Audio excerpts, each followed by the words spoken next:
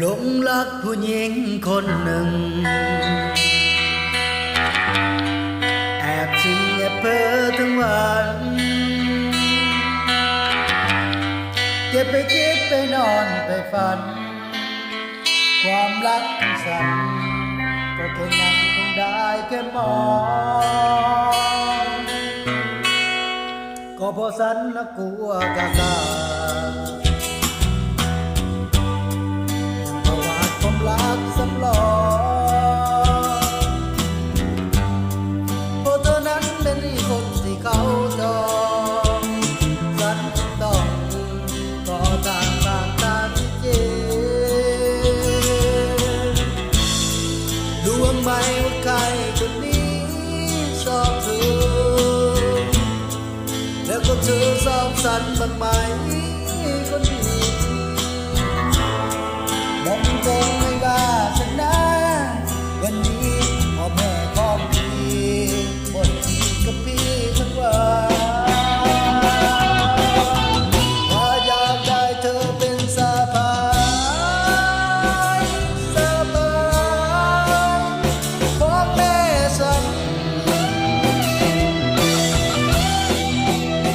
เป็นสะพาย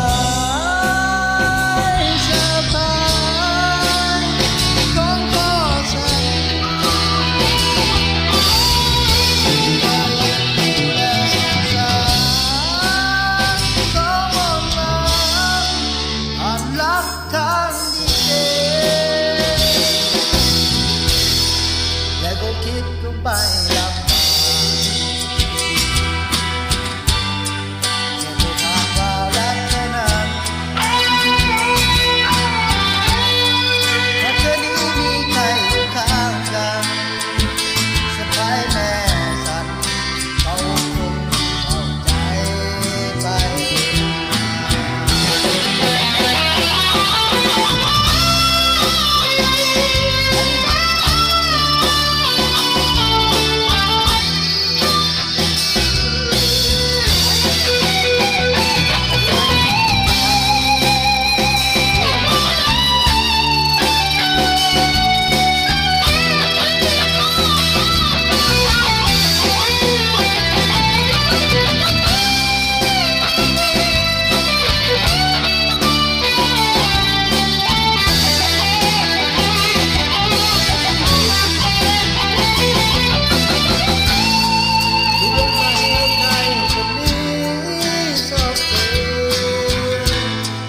แล้วก็เธอชอบฉันบ้างไหม